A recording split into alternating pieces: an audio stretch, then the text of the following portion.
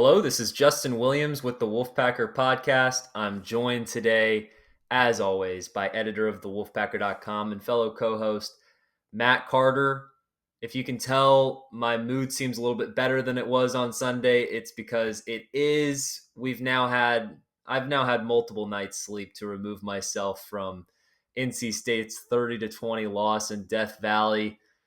That was a stinger this past weekend. I know a lot of NC State fans felt it out there, but got to move on. There's still a lot of football season to be played, and the more you think about it, there's still a lot on the table for NC State to accomplish this season. They can still have quite a special year, but it's all going to start this week at home against Florida State at 8 p.m. Eastern Time in Carter Finley Stadium. We are going to preview that matchup here today, maybe start off the podcast with an upon further review of the Clemson game, and then we'll move on to breaking down this NC State-Florida State matchup in Week 6. But before we do that, some reminders and for the listeners and viewers at home. We've got some new information here today, so do not skip through this part. Very important information for our loyal listeners. So if you skip through this part because you're tired of me saying the same stuff, well, I got good news for you. We got some good new things to promote today and moving forward on the Wolfpacker podcast. You can always subscribe, rate, and review this podcast wherever you listen to us: Apple, Spotify, Google Play.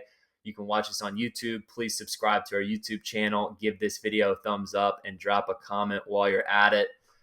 We have a new sponsor for the Wolfpacker podcast. It's called Rogue Shop, and it is a cannabis company that offers CBD products, Delta 8 products.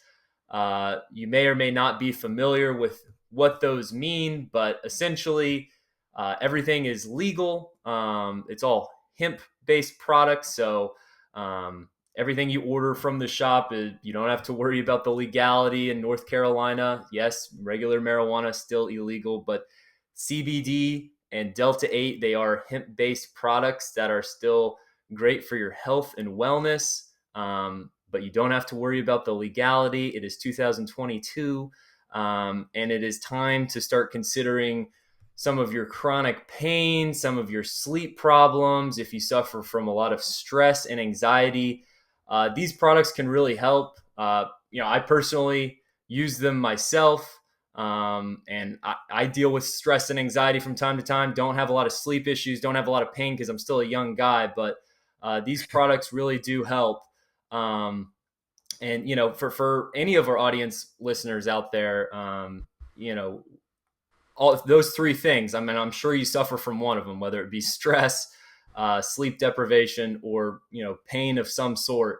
CBD is a very natural way to help solve some of those issues. It reduces inflammation. There's many different ways that you can use CBD, whether it's through lotion, through edible gummies. You can even inhale CBD as a hemp plant itself. You can smoke it. And then Delta 8 is basically more in line with what you would consider marijuana to be. You're still going to get kind of that buzz, that mental relaxation that you would expect, when you smoke a joint. That's Delta 8. You can get that in cartridge form. You can get that in gummy form. But if you don't want that, mental high, you don't want that buzz or anything like that, CBD would be the route to go because it's not going to be mind altering at all. It's just simply going to help you relax. It's going to help you sleep, and it's going to take away some of that pain of yours by reducing inflammation naturally. So it's time to start considering, not using all the manufactured stuff. Go natural. Use these cannabis products. And again, I'll give you the name of the shop. It's rogueshop.com. Head over to rogueshop.com. New sponsor of the pod. They're sending us some products that we're going to be able to use, and we'll tell you all about it. We'll tell you what exactly we are using and how it's been impacting us. But I know, Matt, they're on the message boards as well. So if you have any questions about any of these products, you'll be able to talk to them on the message board, or you can head over to their website, rogueshop.com. And they have a chat feature there where if you have any questions about the products that they offer, or you've been considering using cannabis products, but you maybe need a push in the right direction for your specific needs, they'll be able to help you out with all that good stuff. So head over to the rogueshop.com. It's rogueshop.com. Help them out. And yeah, great products. Can't encourage you enough. Last but not least, before we start getting into some football talk, a new deal is going on at the Wolfpacker.com. I know you've been very used to me saying for just $1 you can get a year's worth of premium subscription. But as I've been telling you this whole time, that deal was not going to last forever. And guess what? The deal has gone away. It is now a new deal, and it's still a good one. It's just not as cheap as $1. Now for $10, you can have premium subscription to the Wolfpacker.com until the start of next football season. Yes, that's until August 31st, 2023. So basically a whole year there. It's going to get you through the rest of this football season, through basketball season, through spring sports, the off season, recruiting, all that good stuff. So you're still getting basically a year for $10 this time. I'm sorry, folks. It's not up to me. Our higher ups say, this inflation has just gotten out of control. And but I don't feel sorry for those that haven't taken advantage of that dollar deal. You snooze, you lose. So now it's $10 to get you that first year. You still want to have unlock your access to all the premium news and information, recruiting buzz, unlock access to the message boards on the Wolfpacker.com. You want to be the most informed fan at your tailgate at Carter Finley Stadium. Then you need to be a member of the Wolfpacker.com and act now because, as this proves, this deal is not going to be around forever. So if you snooze, you're really going to lose down the road. $10 gets you through the beginning of next football season. So take advantage of it now. $10 gets you a year's worth of premium subscription. Head over to the Wolfpacker.com and you will be able to sign up there. All right, Matt. Let's talk some football. Upon further review is how I want to start off. We will have plenty of time to talk about Florida State. This is a big game. I don't want to take away anything from Florida State. But considering that NC State-Clemson game, we were talking about that being potentially the biggest game in program history. We probably need to spend a few minutes wrapping things up there before we officially move on with the season. So, Matt, it's you've had 4 nights of sleep now since being there in Death Valley, watching NC State lose 30-20. Anything else that's kind of, crept into your mind, more that you've thought about it, maybe any takes that have evolved or a new perspective on things? What are you thinking now that we're kind of midway through the week? We've moved on to Florida State and Clemson is in the past now. Yeah, in hindsight, I've watched the game again, and I don't know if my opinion had changed too much on the game. I still think this was a game of, I think Dave Dorn said it pretty well Monday, that they missed opportunities and Clemson made plays. Clemson made more plays, NC State made more mistakes than vice versa. And I really, probably think that there was a window in that second quarter that was probably a little larger than I appreciated for NC State to really get early control of this football game. That's not to say they would have won. But I think there was an opportunity there early in the game to get control of the football game, kind of control the narrative of the game, going into halftime, coming out of halftime, and NC State missed that opportunity. Some of that is a credit to Clemson, but some of it, you can't run into a punter and give them a first down on Clemson. You may recall, Clemson went down the field, NC State held them on the goal line, got a short field goal for Clemson. Next possession was a 3-and-out. That would have been a 3-and-out if they didn't run into the punter. You all have to remember, Mike had grief that the offense had gotten, probably deservedly so. They did score on 2 of their first 3 possessions. Twice they went 75 yards basically to score. 1 on a short field goal, 1 on a touchdown. So, and of course there's the dropped interceptions. Clemson did miss some opportunities too. You don't want to forget that. But I feel like a lot of the missed opportunities for Clemson came later in the game.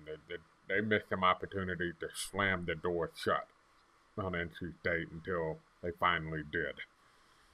Um, but I was pleased that Tony Gibson kind of took responsibility of that 2 minute defense at the end of the half.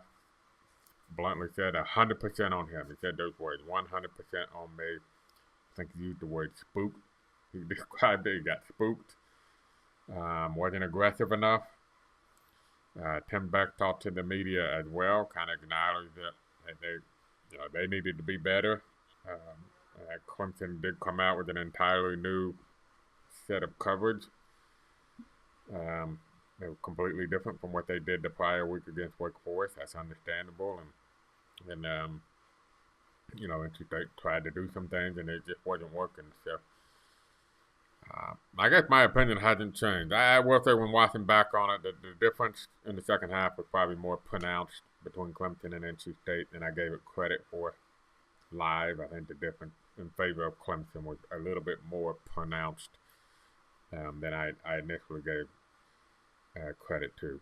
But that's that. I mean, I think it's one of those things that you look back on. There's some what ifs in the first half and in the third quarter that I think NC State took away from that game. That's still going to linger, especially if they go on a great run the rest of the year. They're going to look back and say, "What if?" A little bit about that game. Yeah, no question. I mean, I think for me, it's just coming to grips with the result a little bit more. I think it's easy to be when you just watch an emotional game like that, it's easy to get super absorbed in the moment and face the disappointment. But my disappointment was more so just based on the reality of the rest, the way the rest of the season is going to go, and NC State's opportunity to potentially win a conference championship based on the result of that game. That was where a majority of my disappointment was. I wasn't as disappointed with the play on the field from NC State. Would I have liked to see a better performance, certainly from the offense, and would I have liked to see NC State go down there and win that game? Absolutely. But the truth of the matter is that Clemson is one of the juggernauts of college football, and they are the lone juggernaut in the ACC right now. And it's NC State's job to keep trying to knock on that door and try to join them, but it just doesn't happen overnight. It didn't happen overnight at Clemson. Before Clemson, it was Florida State, and look where Florida State is now. All of these things are cyclical, but right now with Dabo Swinney as the coach at Clemson, all signs indicate that Clemson's going to keep trucking along, and there's going to be more college football playoff type seasons for Clemson than there is going to be like last year, where again, we talked about Clemson having a very down year last year. They still went 10-2, and they were still a really, really good football team. Or did they go 10-2 in the regular season, or did they win 10 wins after the bowl game, Matt? My memory is a little hazy on this now. I believe they went 10-2 during the regular season. They 9-3 during the regular season, won the 10th game in the bowl game. That's right. Okay. All right. Yeah. So still a 10-win team. And NC State could have been right there with them with 10 wins last season. Of course, UCLA doesn't show up to play in the Holiday Bowl. That prevents NC State the opportunity for getting that 10th win. But even in Clemson's down year, and even in a great year for NC State, it was still Clemson had 10 wins and NC State had 9 wins. And, it's still very possible that NC State's going to be able to have that special season, get to 10 wins, get to maybe even 11 wins this year. But, you go down to Death Valley, you can NC State could have had its A game and still potentially lost that game. But I think what's encouraging about that game, the more I think about it, is that NC State hung with those guys physically, and that's not something that's always been the case. NC State has always kind of positioned itself as the team that could maybe athletically challenge Clemson in the Atlantic, along with Florida State, just in terms of the type of recruits NC State's able to get compared to the rest of the ACC.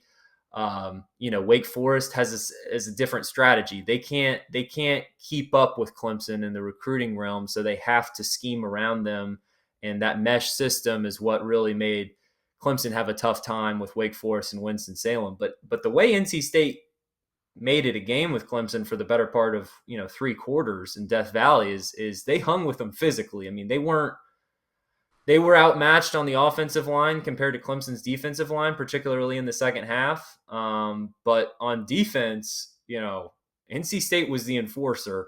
Um, I just think it's really encouraging because NC State's not going to face a team like Clemson again. They're not going to face a juggernaut like Clemson again. Every game left on this schedule is winnable, and somehow, some way, if NC State found itself in the ACC championship game, I know the odds are very slim, but I've got all the faith in the world that NC State could beat all of the teams in the Coastal Division, particularly on a neutral field. So, from here on out, I mean, I don't expect any more of these games where NC State feels like they're simply outmatched, outclassed. That gap is narrowing, but there's still a gap, and maybe that leads us into our conversation about Florida State, Matt, because I think we've dwelled on our sponsors in Clemson long enough. Let's talk about Florida State. Speaking of gaps, I think you raised a really good point before we started recording this podcast. So we're going to find out if there's a gap between the top tier of the ACC and the rest of the ACC, and if Florida State is a part of that top tier yet, or if they've still got a ways to go to cover that gap of where they've been the past few seasons. Florida State, of course, formerly the juggernaut in the ACC, has been rebuilding the past several seasons, and seems to be on the verge of being back. Of course, lost a very disappointing game at home to Wake Forest last week by 9 or 10 points. 10 Wake points. Forest was 10 points. Wake Forest was an underdog in that game down in Tallahassee. And, just like NC State, Florida State's coming off a loss in this game. So I think this is going to really prove there's a gap between, Clemson, NC State, and Wake Forest and the rest of the ACC. Matt, do you think that gap still exists, or what's your hunch going into this game? Do you think Florida State is ready to play with the big dogs in the ACC, or is it still maybe a year out?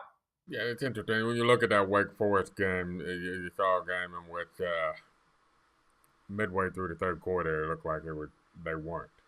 Right?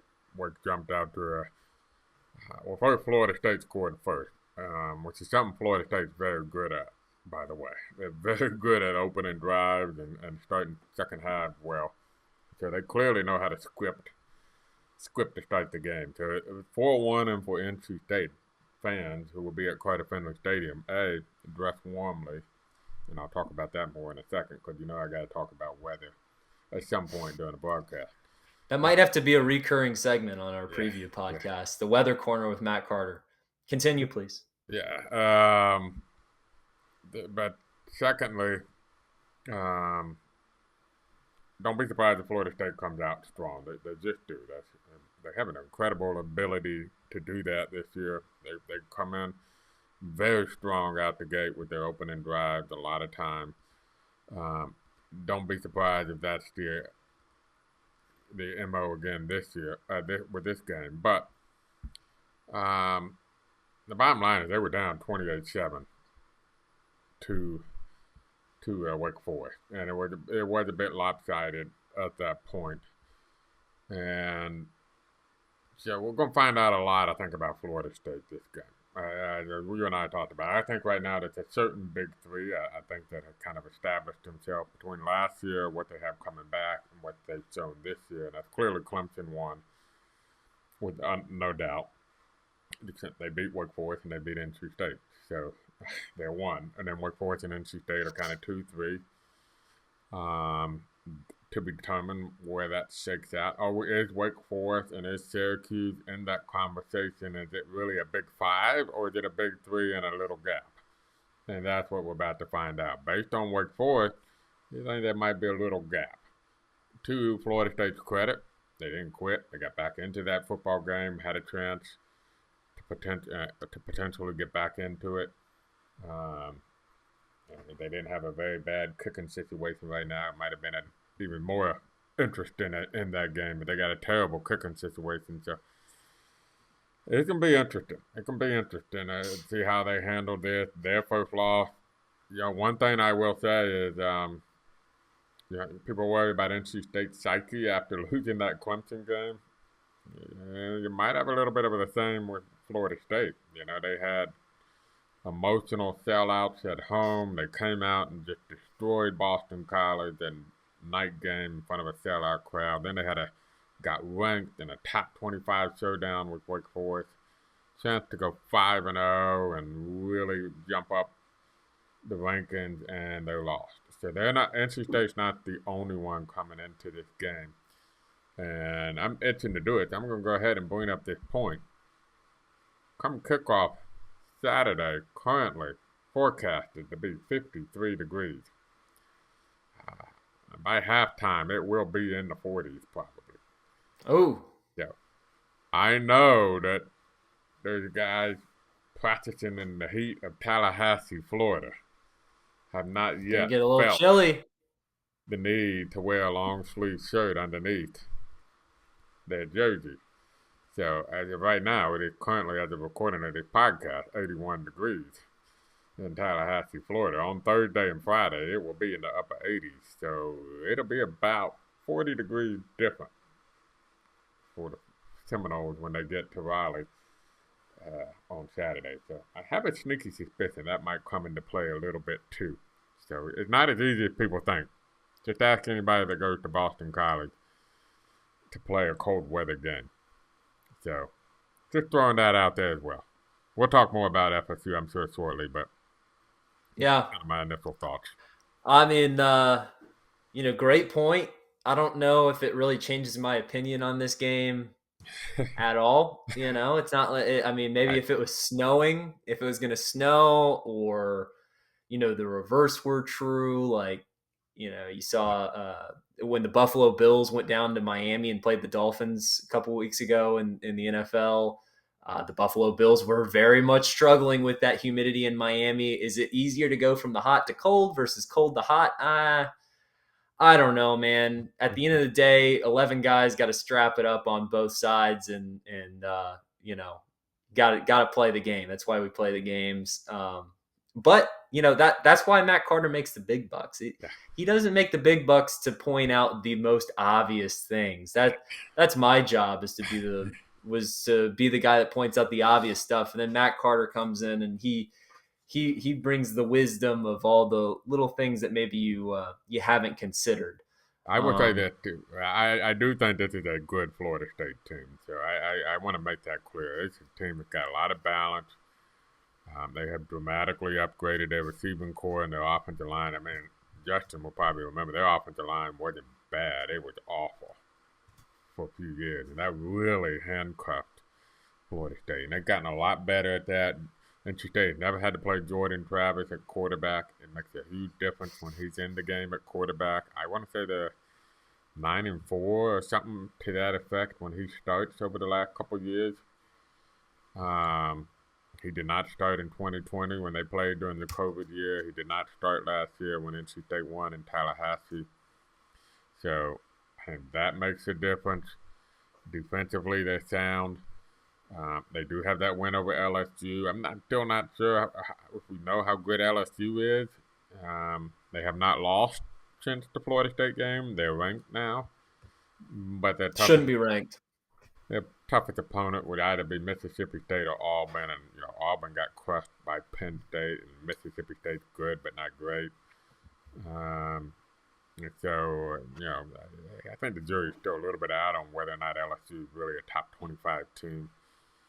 Um, but I think LSU should not be ranked over Florida State. That is the flaw of the I top mean, one 25. beat But the other, right? They both have one loss, and yeah, except Florida State's one loss is to a ranked team. a top 15 team.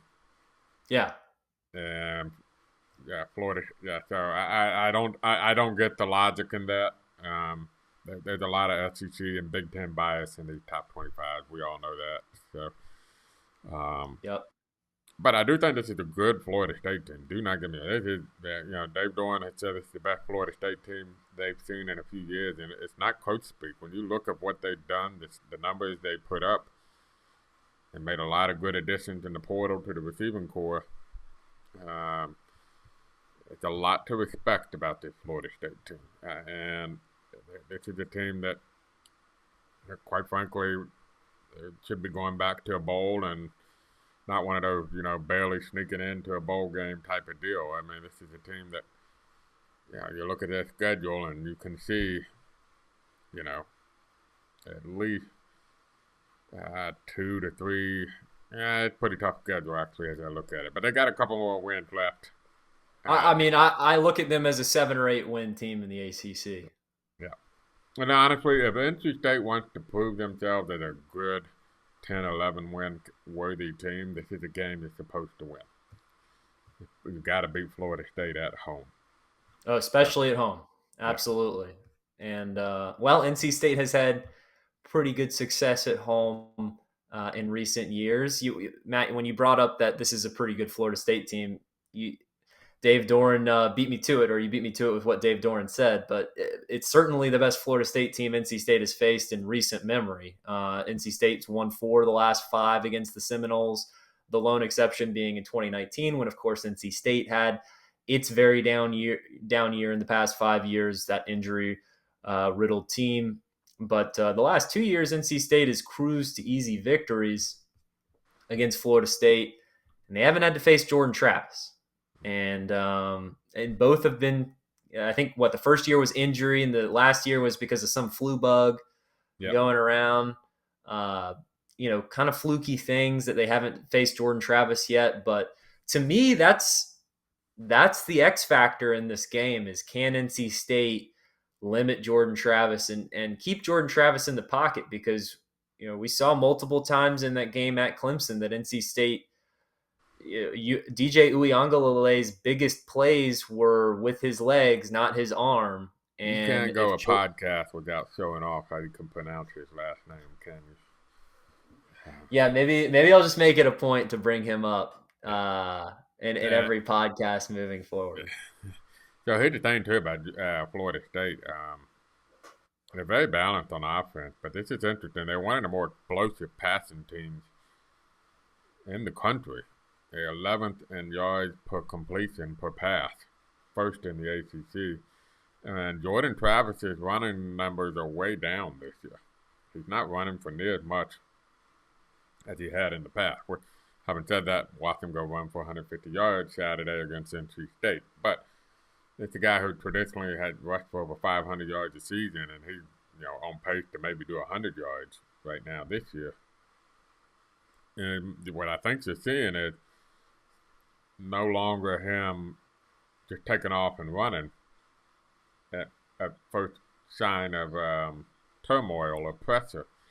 Now you're seeing him extending plays, allowing his receivers to get open and making some big throws. And question is the book starting to get out on that? And NC State realized, okay, in the past his tendency would be he's taking off, and maybe that's what's being seen here. A lot of DBs are coming up knowing his tendency to take off and leaving receivers, and instead staying home, staying in coverage. Don't get caught looking at the quarterback. Stay with your receivers. Let your linebackers and your D linemen take care of the running aspect of it and your safeties. So, but they are much more explosive in the pass game, and also they do not give up a lot of sacks, which is something that was a huge issue for them in the past. They're now second in the ACC in fewest sacks allowed per game. So a healthy, mature Jordan Travis has made a big difference for that Florida State team. And having said that, I actually think the defense might be just as competent. So they got a very balanced, complementary football team there, with one big exception: they cannot kick a field goal. They really struggle kicking the football. And I think I even read where they may have some open competition this week to try to figure out that Oh, position. So calling the soccer team. Yeah, and that can make a difference. Look, in a game, it hurt him against Wake Forest, and when you're playing a team that is just as good as you, if not better, you can't give away points. And um, he is 4 for 9 this year on field goals, and his longest field goal is 30 yards. The regular kicker. So, um, Well, yeah, it's gonna be important, especially when you face an NC State defense that, on any given first down is capable of making 3 or 4 stops in a row. I mean, there's no guarantees against this NC State defense once you get into the red zone. They can force you to kick it, and if they're going to be able to do that more times than not against Florida State on Saturday night, that should be strong advantage Wolfpack. Just to kind of give you an idea of what the national perspective of this game is, or kind of a non-biased look, the Vegas line currently is at 3.5 is what I'm seeing. Um, it's been fluctuating a little bit. I can say that personally speaking, I got in at 2.5 and love it. So maybe keep watching for those spreads out there, line movement as the week progresses. Seems like 60% of the money is on NC State based on what I'm seeing here on the Action Network. Who knows how actually, you know, who knows how much that really tells you, but 61 to 39 is what I'm seeing the bet being in favor of NC State. Um, I had the over under in front of me, and then let me find that over. Oh, here it is. 50.5 is what I'm seeing. 50.5, the over under. Matt, you're anything jump out to you about that 3.5 or that 50.5 over under? yeah, 3.5. Look, if you feel confident and they're going to win, I think you should give the point, right? That's a field goal. So you're saying, I mean, I, Well, it's more than a field yeah, goal. I know, yes, and then, but I think That that, half point is huge. That yeah, half point is huge. I Maybe know, maybe shop around, and if you really want to take NC State, try to get them at 3. yeah.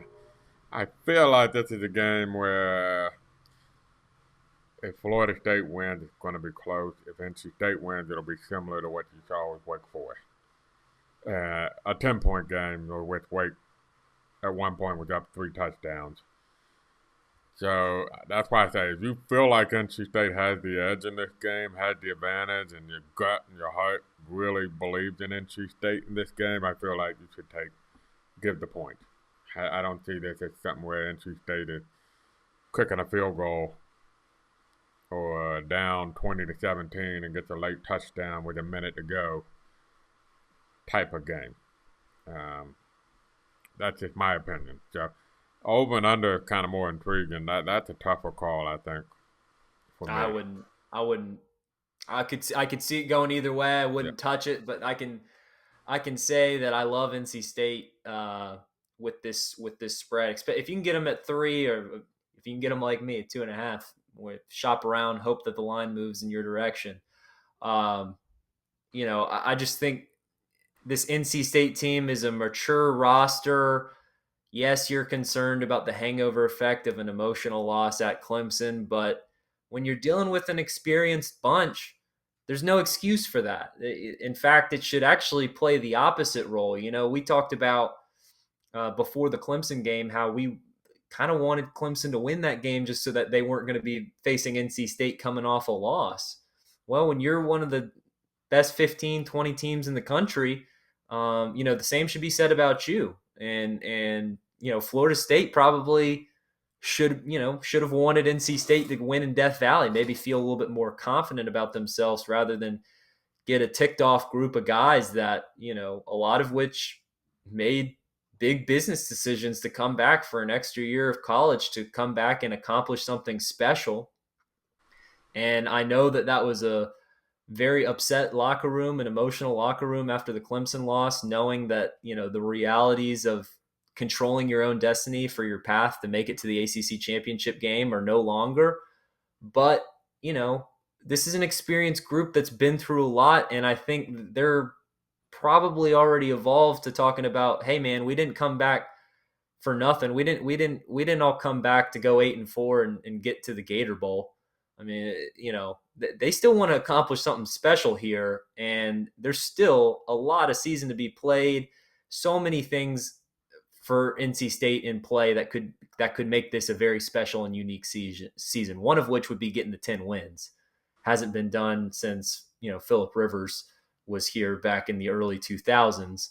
Um, and another one would be making it to a New Year's Six bowl. And those things would go hand in hand, seemingly. I mean, if NC State's going to make it to a New Year's Six bowl, they're going to have to get to at least 10 wins in the regular season, if not run the table the rest of the way and get to 11-1 regular season finish. But all that's going to start this week, and the fact that it's a night game at Carter Finley Stadium. I don't have the specific win streak in front of me, Matt, but I know that NC State's home win streak is the second longest in the ACC, behind Clemson, of course. But One of the 17, well, 18, something like that. I think it's in the teens. no, I think it's hold on, give me a second. I'm pulling it up. Well, yeah, while you're looking, I mean, I'll finish my point while you're looking for it. But, this NC State team it's a different team at Carter Finley Stadium. The home field advantage is so pronounced in college football. I think last week, if you'd seen NC State play Clemson at home, I think you would have expected a different result. Not saying that NC State would have won the game, but I think it would have been truly a 4-quarter down to the wire type game, or maybe NC State takes more advantage of those first half opportunities.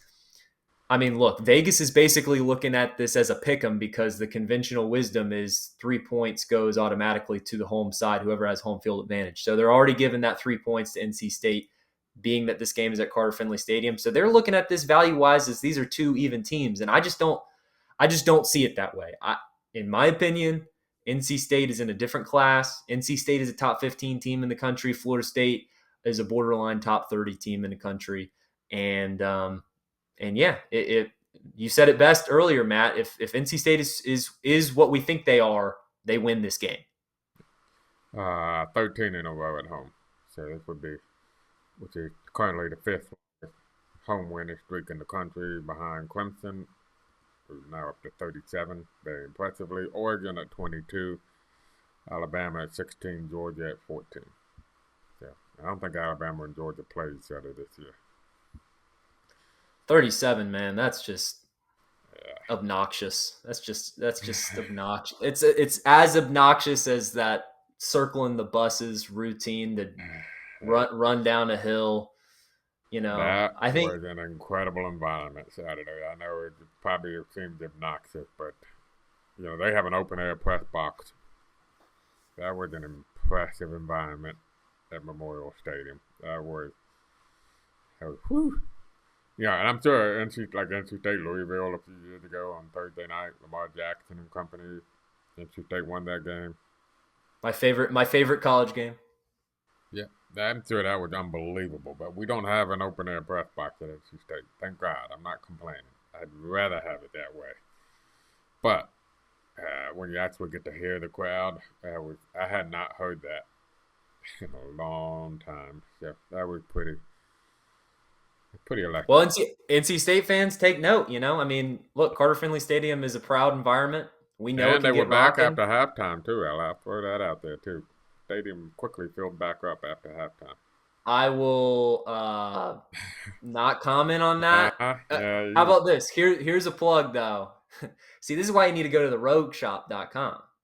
Because if you have one of your Delta 8 gummies in the first half, then there's no need to go out to the parking lot and get your halftime beer or two. You can just enjoy your Delta 8 buzz you have beer as in you the watch the stadium too. Wolfpack.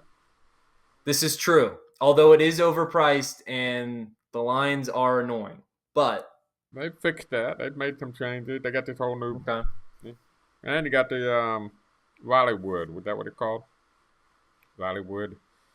I don't know. I don't know. The food I don't know, court man. area. I'm They okay. had that food court area over there in the corner of the stadium, which had food trucks and benches. I mean, there's no reason to go out. And what are you going to get going out to a car at halftime? Just me. Well, a lot of things, but Yeah, I'm probably. besides the point, get your butts back in the seats with 15 minutes to go in the third quarter. Halftime always ends quicker than you think it will, and NC State's going to need that home field advantage because I think, if they're feeling emotionally off at all to start this game. You know, it's going to get them right back in the mode. Is 56,000 fans wearing red, screaming for NC State, getting them pumped up. And by the time the game starts, they get into the rhythm of the game. They're not going to be thinking about Clemson. They're going to be thinking about, you know, kicking these guys' asses because they're ticked off and unfortunately Florida State is just the next victim on the docket. But yeah, I like NC State in this game. I think I like their obviously like their edge on special teams. For Florida State, this is the toughest defense that Florida State has yet to face. I know that offense has looked good against it looked good against LSU and Brian Kelly's debut, but not really. I mean, they didn't look that good against LSU. They needed overtime to win that game.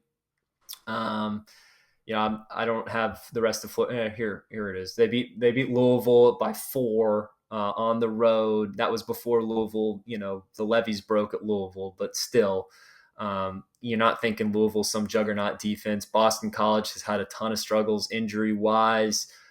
Blew them out at home, and they only managed to score 21 points on Wake Forest. So That would be the concerning at home. aspect. The concerning aspect for your Florida State is you do a great job scripting out of the gate. I mean, they really do. They put themselves in position to score in the first quarter out of the gate, and then they did not score until midway through third quarter. They were basically shut out for pretty much over 2 quarters against the Wake Forest defense, where defense is not their calling card. So, if you're Florida State, that's the concerning aspect of the Wake Forest game. But we'll see. This is a really learn a lot weekend in the ACC, in several areas. But for this particular game, is Florida State in terms of the ACC power rankings? Are they close to the top 3, or is there a little gap in the top 3? Are they in the top 3?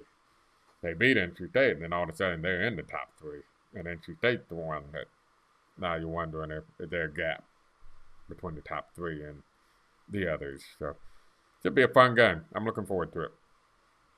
Last topic, if you'll entertain me, Matt, before we wrap up this podcast. I know it's been a longer one than usual, and you have important things to go write about. But before I let you go here, can we do a little thought process here of what could be the best case scenario for NC State for the rest of the season? Obviously, it would mean winning out in the regular season.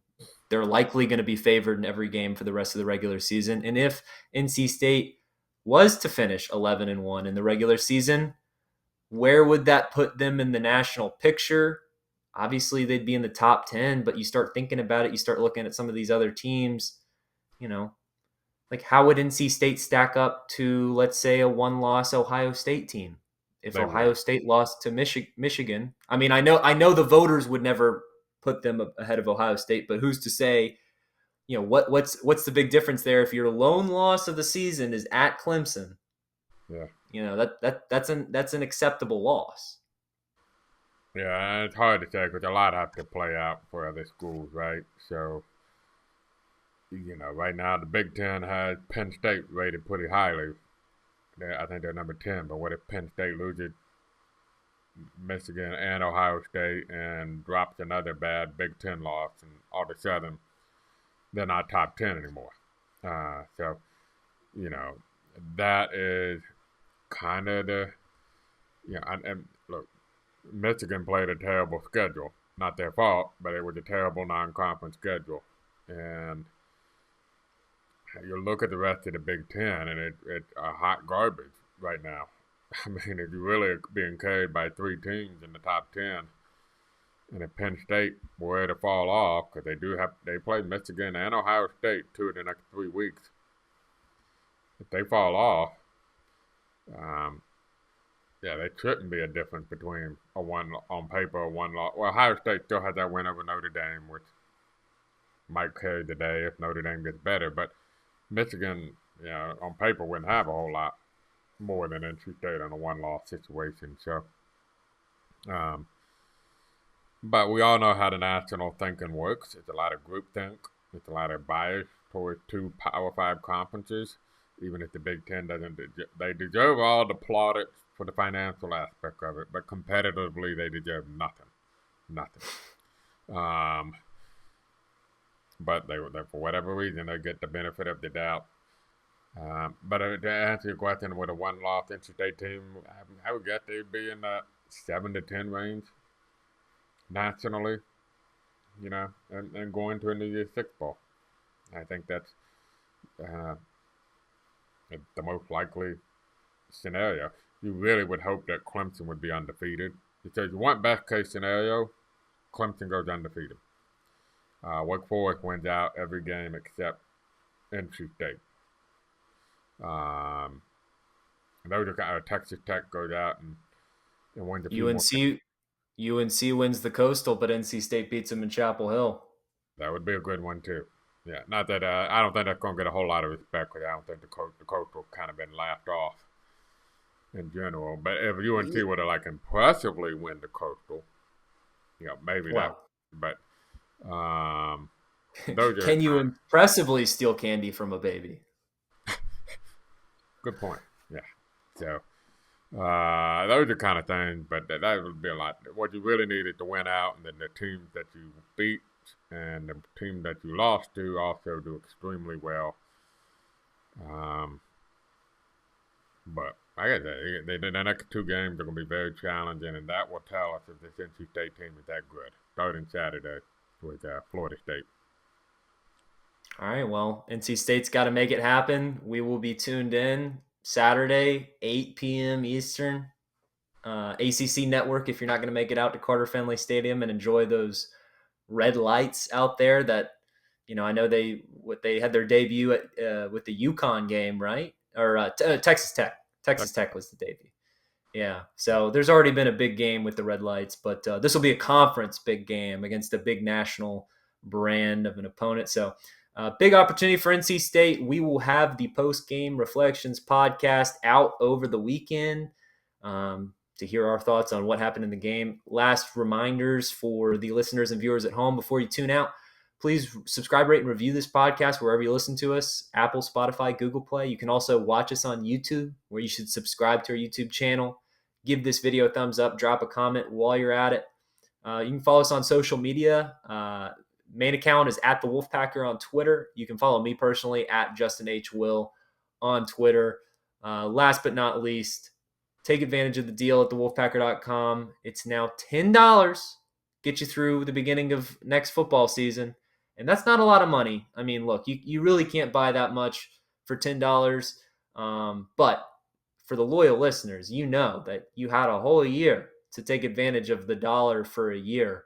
And so now you really need to have some urgency, because if you haven't taken advantage of that deal, then you better take advantage of this one, because like the last one, it's not going to be around forever.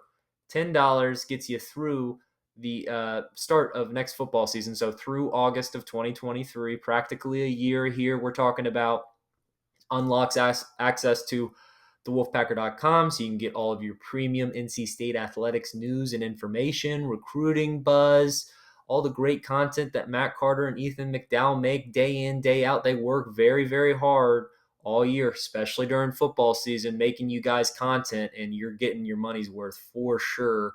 Unlocks access to the message boards, so head over there. Also, head to therogueshop.com, our sponsor of the pod. Go get yourself some CBD, some Delta 8. Again, that's rogueshop.com. Get some cannabis for your wellness, for your health.